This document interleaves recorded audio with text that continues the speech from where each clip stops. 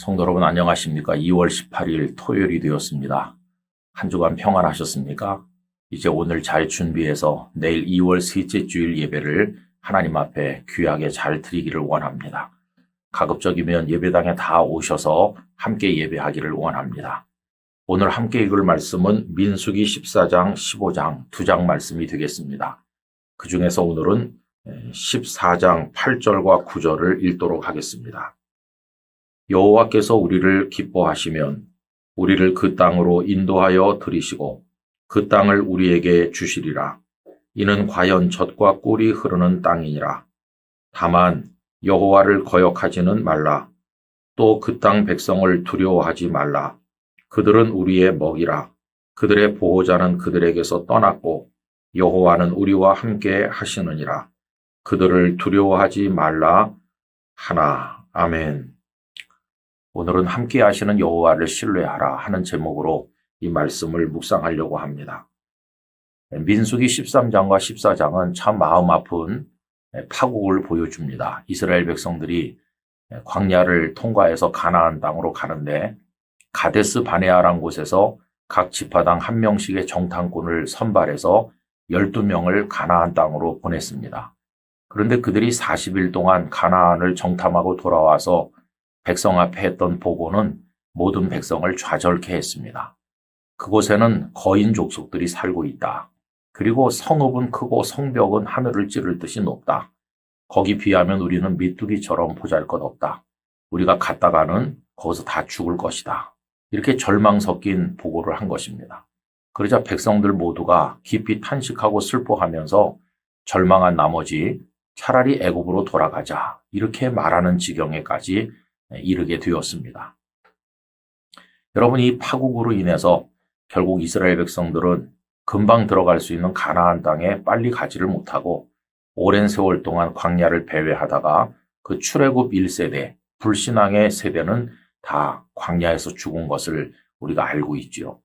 근데 오늘 읽은 말씀은 12명의 정탐꾼 중에서 10사람이 그렇게 불신앙의 절망의 보고를 했을 때 하나님의 사랑 갈렙이 백성들을 독려하면서 믿음으로 우리가 나가야 된다. 이렇게 이야기하는 장면 우리가 읽은 것입니다. 여러분, 오늘 말씀을 통해 우리가 아주 중요한 교훈을 받게 돼요.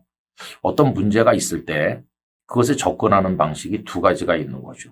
가나안을 얻어야 된다고 하는 이 숙제를 앞에 두고 두 가지 방법이 있는 건데 그게 우리의 시각이죠. 하나는 환경을 고찰하는 것입니다.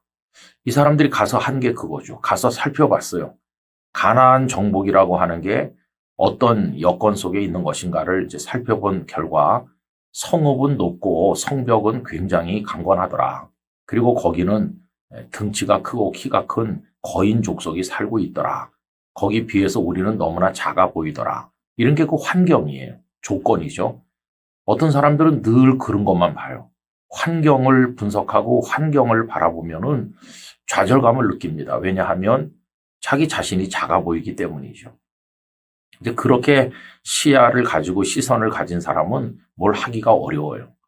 그런데 또 하나의 방법이 있는 거죠. 그게 바로 이 갈렙이 가졌던 시각인데 그는 하나님을 보는 겁니다. 그런 환경이나 조건에 시선을 주지 아니하고 하나님을 바라보는 거죠. 오늘 말씀에서도 그는 이렇게 말해요. 8절 앞에 여호와께서 우리를 기뻐하시면 우리를 그 땅으로 인도하여 들이시고 이렇게 하죠. 이 여호수아와 갈렙 두 사람도 성벽이 강하고 높다는 거 다 봤어요. 그들이 거인 족속이라는 거 못 본 게 아닙니다. 그들도 다 봤어요. 그러나 이들의 마음은 하나님께 있는 거죠. 아무리 환경이 어렵고 조건이 까다로워도 하나님이 기뻐하시기만 하면 하나님의 능력으로 할 수 있다. 그들은 하나님을 보는 사람이죠. 여러분, 그래서 9절 앞에 보면 여호와를 거역하지는 말라 이렇게. 하나님의 마음이 어떠하신가가 중요한데 하나님의 마음일랑 아랑곳하지 않고 그냥 환경만 따지고 있으면 되겠느냐. 하나님이 어떤 마음이신가 그것만 우리는 알면 되는 거다. 이렇게 얘기하는 거죠. 여러분, 환경을 보고 환경 때문에 주저앉거나 그러지 말고 우리 성도는 하나님을 바라봐야 됩니다. 하나님 크신 분을 바라보면 환경은 작게 보이는 거예요. 우리가 작지만 하나님 안에서 우리를 보면 우리가 크게 보일 수 있어요. 하나님 안에 있으면 우리가 할 수 있다. 이런 용기가 생기는 거죠. 여러분, 다윗을 생각해 보세요. 골리앗이 그 앞에 떡하니 버티고 있잖아요. 우람한 골리앗입니다. 그의 무장이 굉장해요. 갑옷이 굉장하고요. 그 앞에 서 있는 다윗은 정말 어린애에 불과한 것이죠. 조건이나 환경을 본다면 도저히 골리앗 앞에 나간다는 것 자체가 불가능한 거죠. 그러나 다윗의 눈은 골리앗을 보는 게 아니라 위대하신 하나님을 보는 겁니다. 하나님을 보니까 골리앗도 작게 보였어요. 만군의 하나님 여호와의 이름으로 내가 네게 나가노라. 그러면서 물매를 날리지 않았습니까?